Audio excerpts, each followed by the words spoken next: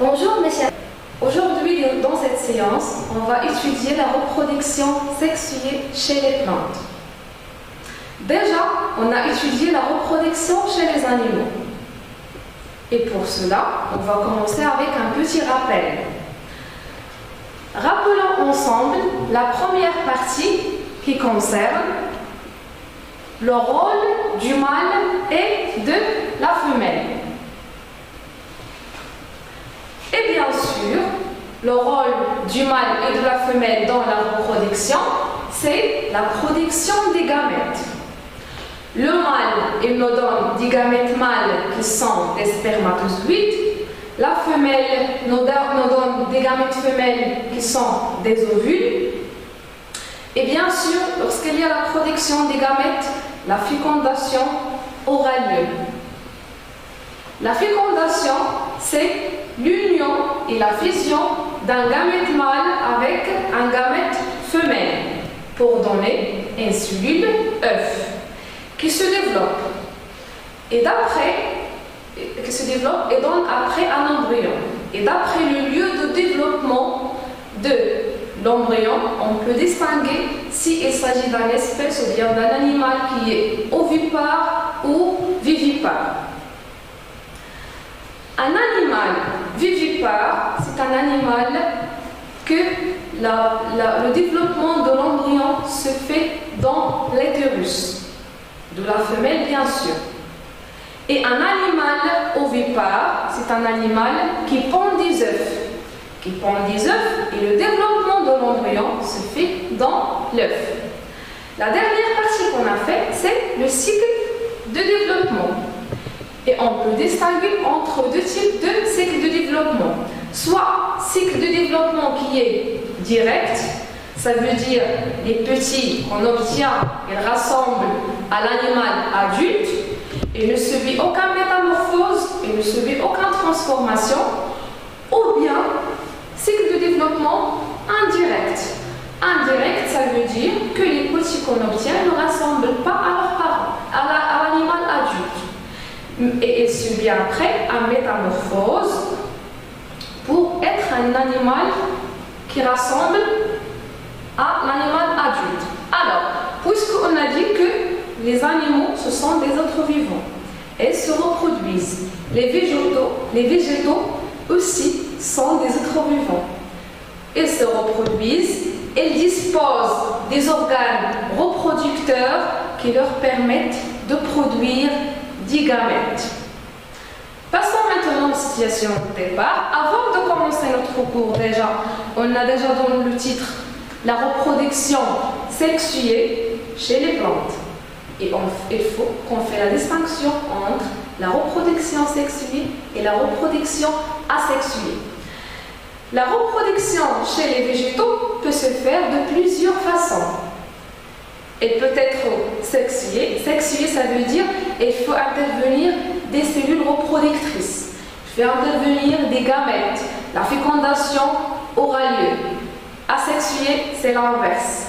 Ne fait pas intervenir des gamètes, ne fait pas intervenir des cellules reproductrices. La fécondation n'aura pas lieu. C'est comme le cas de multiplication végétative ou bien le bouturage comme exemple. Après qu'on a fait la distinction entre la reproduction sexuée et asexuée, il nous reste de classer les plantes. Les plantes, généralement, peuvent se classer en deux groupes. Les plantes qui sont dans la nature peuvent être soit des plantes à fleurs, ça veut dire plantes à fleurs, ça veut dire elles possèdent des fleurs, elles produisent des fleurs et des graines, comme vous voyez dans les images, ou bien des plantes sans fleurs. Ça veut dire non, ni fleurs, ni graines. C'est comme l'exemple des algues, par exemple, l'exemple du fougère, l'exemple du mousse. Ne possède pas ni fleurs, ni graines. Alors, les questions qui se posent sont: comment s'effectue la reproduction sexuée chez les différentes plantes? Ça veut dire se fait comment, de quelle façon? Question numéro 2, quels sont les organes qui assurent cette reproduction? Ça veut dire bien sûr, on va trouver des organes reproducteurs mâles et des organes reproducteurs femelles. Puisqu'il y a des organes reproducteurs, il y a la production des gamètes, gamètes mâles et gamètes femelles. Et lorsqu'il y a la production des gamètes, la fécondation, bien sûr, aura lieu. C'est ça. Alors, comment se fait la fécondation et le développement? Comment se font la fécondation et le développement chez les plantes? Alors, on va commencer avec l'activité 1. On va commencer d'étudier les plantes à fleurs. Ça veut dire la reproduction sexuée chez les plantes à fleurs. Les objectifs de cette activité sont de déterminer les organes reproducteurs chez les plantes à fleurs et de déterminer le rôle de la pollinisation dans la reproduction sexuée chez les plantes à fleurs. La pollinisation, c'est ce qu'on va voir dans notre cours, leur définition bien sûr. Alors, quand vous voyez dans cette image, on a le fruit de la grenade. Et aussi, on voit très bien la fleur qui vient de se constituer. Et lorsqu'on fait une comparaison entre le fruit de la grenade et la fleur, on voit qu'il y a une ressemblance.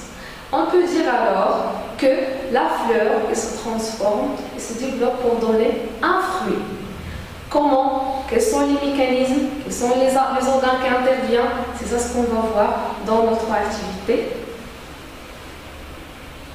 Alors, pour répondre aux questions, on va étudier en premier les organes reproducteurs et gamètes.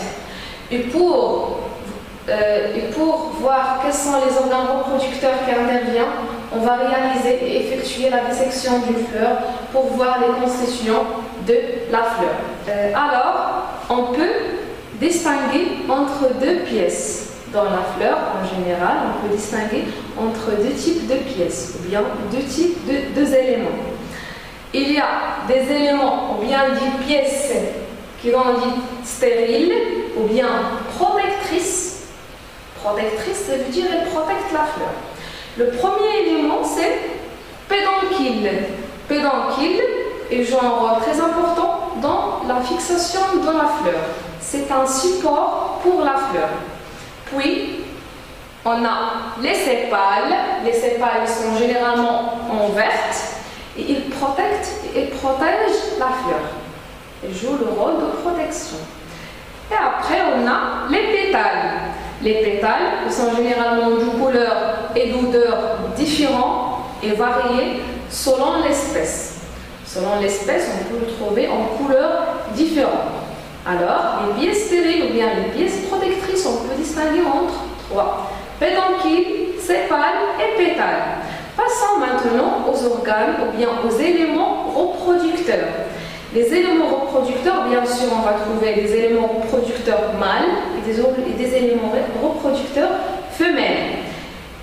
On va commencer par l'élément reproducteur mâle. Elle s'appelle étamine. Elle est constituée de deux parties.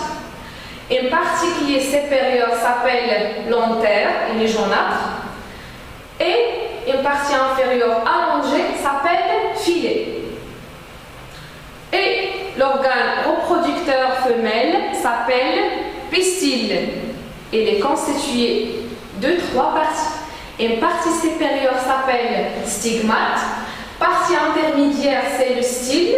Et partie inférieure, c'est l'ovaire. Sans oublier que l'ovaire est constitué de plusieurs ovules. Alors, jusqu'à maintenant, on sait que la fleur est constituée de deux parties.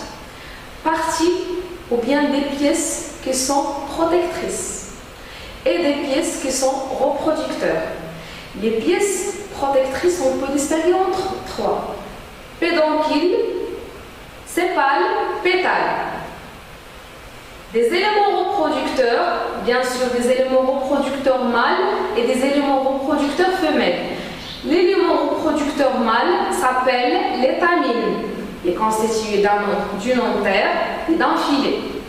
L'élément reproducteur femelle, c'est le pistil, constitué de trois parties: stigmate, style et ovaire.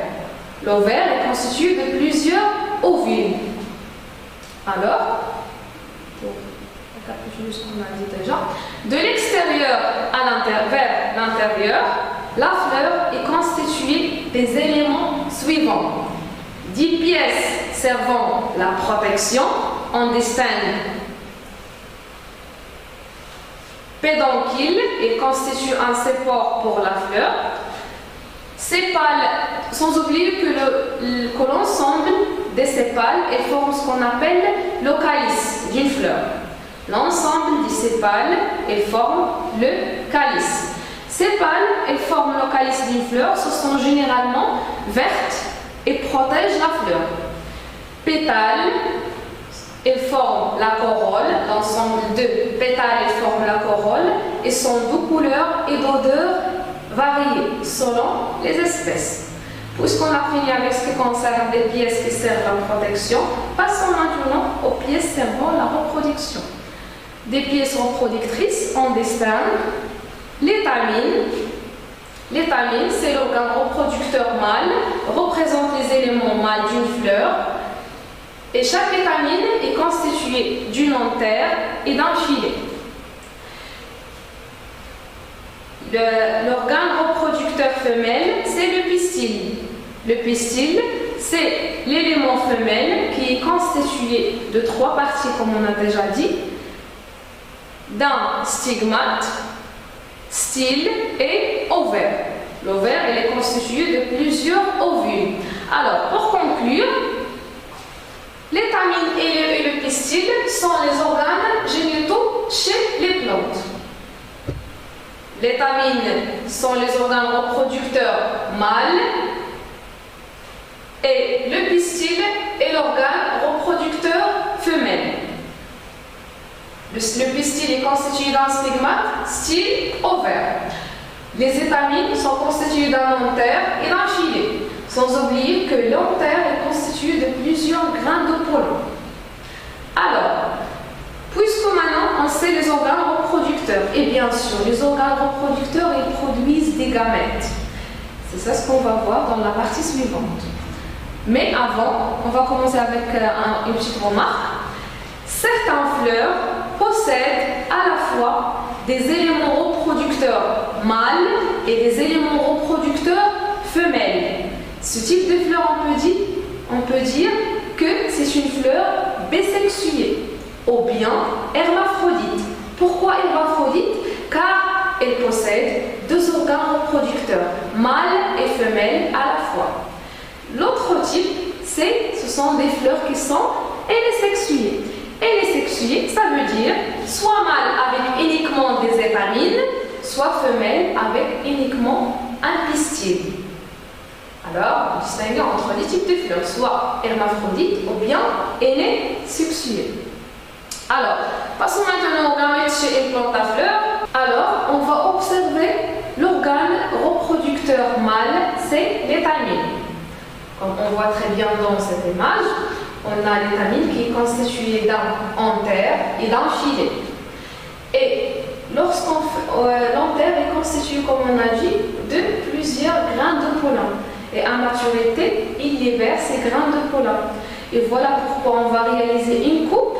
On va effectuer une coupe au niveau de l'antère pour voir les grains de pollen. Je vous propose ce document pour observer ce qui est à l'intérieur des grains de pollen. Alors, le grain de pollen est constitué d'insuline végétale de grande taille et insuline reproductrice. Et la cellule reproductrice, c'est le gamète mâle. Alors, jusqu'à maintenant, le gamète mâle, c'est le grain de pollen et exactement la cellule reproductrice qui est à l'intérieur des grains de pollen. Comme un commentaire, l'antère contient des éléments reproducteurs mâles appelés grains de pollen. À maturité, l'antère libère ces grains de pollen, libère les grains de pollen qui chacun contient un gamète mâle. Bien sûr, la reproduction ne va pas se faire seulement avec un gamète mâle. Il faut qu'il y ait la présence d'un gamète femelle aussi. Et pour ça, je vous propose ce document qui présente une coupe transversale d'un ovaire qui est normalement d'un ovaire, et on voit très bien que l'ovaire est constitué de plusieurs ovules. Et pour cela, on va effectuer une coupe au niveau de l'ovule pour voir ce qui est à l'intérieur de l'ovule. Alors, lorsqu'on a effectué une coupe au niveau de l'ovule, on voit qu'il contient ce qu'on appelle un sac embryonnaire, qui est constitué de plusieurs cellules. On trouve 3 cellules antipodales, une cellule centrale avec 2 noyaux et 2 synergiques et une oosphère. L'oosphère, c'est la cellule reproductrice femelle. Ça veut dire c'est le gamète femelle. Alors, l'ovaire est la partie des pistils qui contient des ovules. Chaque ovule contient un sac embryonnaire, constitué aussi de plusieurs cellules, dont l'une est le gamète femelle, c'est l'oosphère. Gamète mâle, c'est la cellule reproductrice qui se trouve à l'intérieur des grains de pollen. Gamète femelle, c'est l'oosphère qui se trouve à l'intérieur des sacs embryonnaires. Puisque les gamètes mâles et femelles sont produites, alors il nous reste ce qu'on appelle la fécondation. Le devenir, comme question, quel sera le devenir de ces 2 gamètes mâles et femelles, comme on a déjà dit, lorsqu'il y a la production des gamètes, la fécondation aura lieu. Mais chez les végétaux, normalement, la fleur, comme par exemple la fleur est inasexuée, une fleur mâle et une fleur femelle. Le problème qui se pose, c'est comment le grain de pollen va se déplacer de la fleur mâle vers la fleur femelle. C'est ce qu'on appelle la pollinisation. La pollinisation, comme définition, c'est le transport généralement par les insectes ou le vent ou l'homme des grains de pollen depuis l'antère vers le pistil pour que la fécondation aura lieu. Quels sont alors les différents types de pollinisation? Pour savoir quels sont les types de pollinisation, je vous propose ce document. Alors, comme on voit très bien, on a différentes fleurs. On peut distinguer déjà entre 2 types de pollinisation.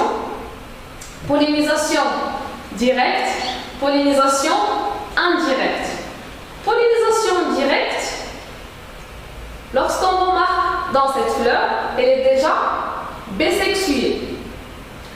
Lorsque les grains de pollen passent de l'antère de la fleur qui est en rouge vers le pistil de la même fleur, on peut dire qu'il s'agit d'une pollinisation qui est directe. Mais lorsque, par exemple, on a une fleur ici, les grains de pollen passent de l'antère de cette fleur vers le pistil d'une autre fleur. Ce n'est pas la même fleur. On peut dire qu'il s'agit d'une pollinisation qui est indirecte. Alors, de réponse, on peut déjà distinguer entre 2 types de pollinisation, soit autopollinisation ou bien pollinisation directe. Ça veut dire que les grains de pollen passent de l'antère d'une fleur vers le pistil d'une même fleur. L'autre type, c'est pollinisation croisée ou bien indirecte. Les grains de pollen passent de l'antère d'une fleur vers le pistil d'une autre fleur. On peut dire ici qu'il s'agit d'une pollinisation qui est croisée. Alors, la partie suivante, c'est la germination du grain de pollen. Pour savoir comment le grain de pollen germe, je vous propose ce document. Et comme consigne, c'est déterminer à partir des documents comment se fait la germination du grain de pollen. Alors, déjà, le grain de pollen, elle est où? Elle est sur le stigmate d'une fleur. Elle est déposée sur le stigmate. Et une fois le grain de pollen, il est déposé, dépose ou bien se fixe sur le stigmate, et émet ce qu'on appelle un tube pollinique. Il germe, c'est ça la germination d'un grain de pollen. Il germe et émet ce qu'on appelle le tube pollinique. Voici le tube pollinique. Il s'allonge et s'enfonce dans le pistil. Il s'enfonce dans le pistil pour qu'il bute, pour rejoindre le gamète femelle qui se trouve dans l'ovule. Alors on peut parler ici de la fécondation. Alors déjà, on a dit que une fois déposé sur le stigmate, le grain de pollin germe et émet un tube appelé tube pollinique qui croît et s'enfonce dans le pistil. Et à travers ce tube pollinique que va passer le gamète mâle pour rejoindre le gamète femelle dans le sac embryonnaire. On va expliquer comment se fait la transformation en fruit. Le gamète mâle finit par se rencontrer avec le gamète femelle et la fécondation aura lieu. La fécondation, ça veut dire l'union d'un gamète mâle et d'un gamète femelle pour nous donner une cellule œuf qui se développait pour donner un embryon. Et l'embryon, on le trouve exactement dans la graine. Comme vous voyez très bien, on a ici les fleurs. Après la fécondation, l'ovaire subit une croissance et se transforme en fruit. Les étamines, les pétales, les sépales, elles ne restent plus, elles tombent, elles disparaissent. Alors, le gamète mâle finit par se rencontrer avec les gamètes femelles et la fécondation a lieu.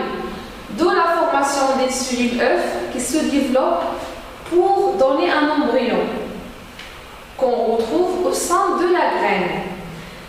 Par ailleurs, l'ovaire subit une croissance importante et se transforme en fruit. Alors, passons maintenant au cycle de vie de plantes à fleurs. Le cycle de développement ou bien cycle de vie d'une espèce, il résume la succession de toutes les étapes de reproduction allant des parents à leur descendance. On peut résumer le cycle de vie d'une plante à fleurs dans ce document. Alors, on a déjà une plante adulte. Une plante adulte, elle contient 10 fleurs, bien sûr. Et cette fleur, s'il est hermaphrodite, comme dans ce cas, elle contient des éléments reproducteurs mâles et des éléments reproducteurs femelles. L'organe reproducteur mâle, c'est l'étamine, exactement dans l'antère. Dans l'antère, on trouve des grains de pollen. Voici le gamète mâle. Et l'organe reproducteur femelle, c'est le pistil. Il contient les ovules dans l'ovaire. La pollinisation aura lieu à l'aide des insectes, à l'aide de l'homme, à l'aide de vent, à partir de type de pollinisation, agent pollinisateur. Et le grain de pollen se fixe sur le stigmate, il germe et il émet ce qu'on appelle un tube pollinique. C'est à travers ce type pollinique que le grain de pollen ou bien le gamète mâle va rejoindre le gamète femelle. Ça veut dire la fécondation aura lieu. Après la fécondation, l'ovaire se transforme en fruit. Et à l'intérieur des fruits, on trouve la graine. Et cette graine, lorsqu'elle germe, c'est lui qui va nous donner une autre plante adulte. Pour faire un bilan, déjà c'est la reproduction. La reproduction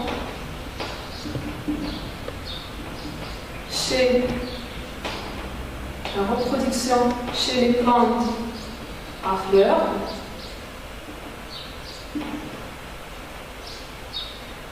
Chez les plantes à fleurs. Et comme définition de la reproduction, c'est la production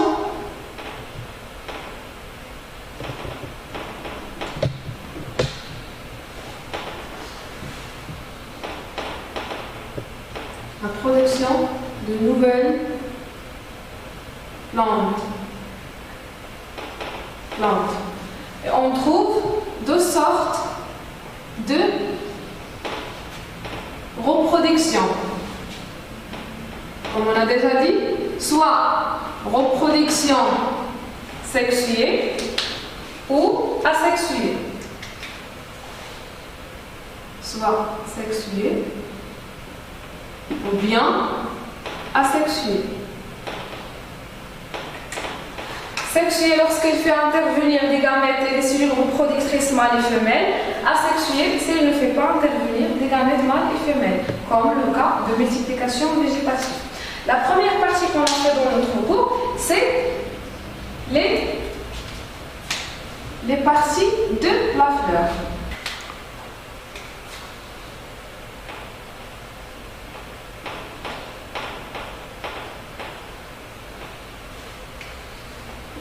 C'est ce qu'on appelle les étamines.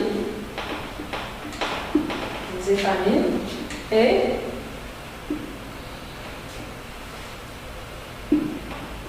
alors, on va commencer par les pièces stériles ou bien des pièces protectrices. On a déjà qu'on peut distinguer entre trois éléments. On a ce qu'on appelle pédoncule,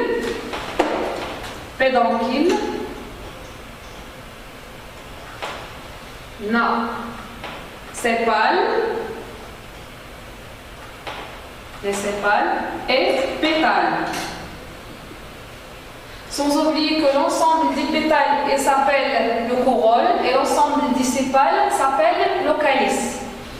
Alors, pétales, sépales, ce sont des pièces stériles ou bien des pièces protectrices. Passons maintenant aux pièces reproducteurs. Pièces reproducteurs mâles et pièces reproducteurs femelles. Le pièce reproducteur mâle, c'est les étamines. Voici l'étamine.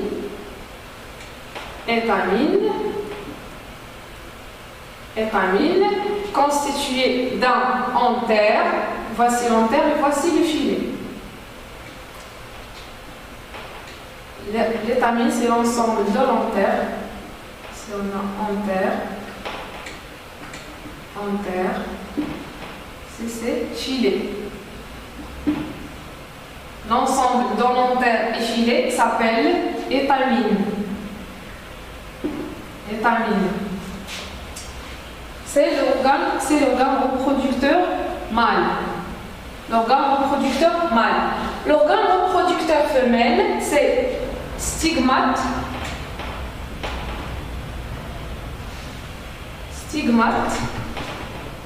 et style et l'ovaire.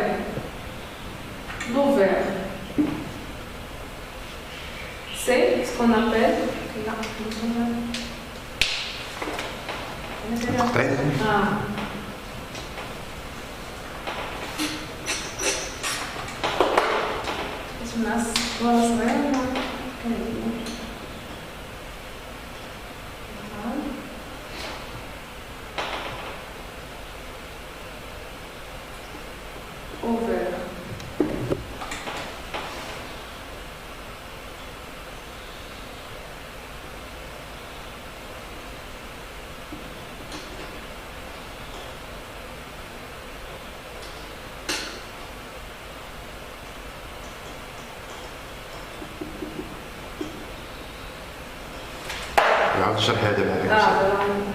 Alors, le pistil, c'est l'ensemble de stigmates, style et ovaire. Et à l'intérieur de l'ovaire, on trouve des ovules.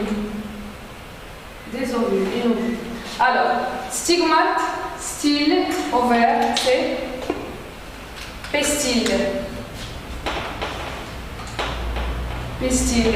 C'est l'organe reproducteur femelle. Étamine, organe reproducteur mâle. Elle produit des grammes de pollens. Et ça, elle produit des sacs embryonnaires.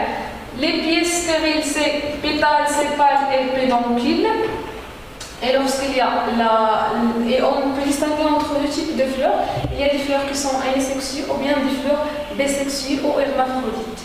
Lorsqu'elle contient des organes reproducteurs mâles et femelles à la fois, on peut dire qu'il s'agit d'une fleur qui est hermaphrodite. lorsqu'elle contient soit une fleur avec des étamines seulement ou bien avec un pistil seulement, ce sont des fleurs qui sont hémésexuées.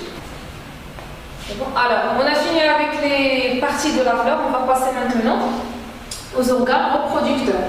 Les organes reproducteurs, on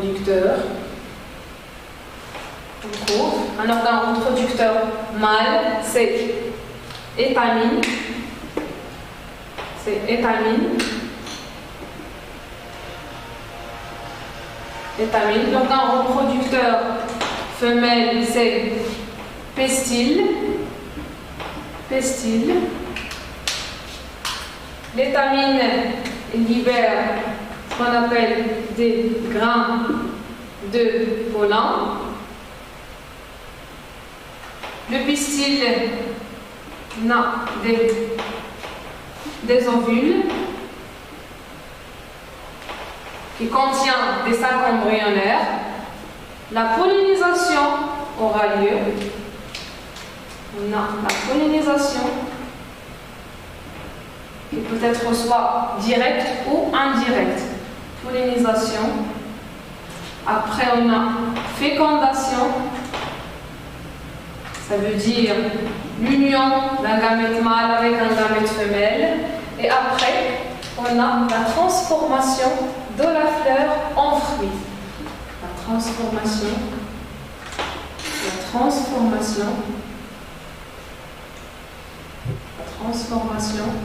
de la fleur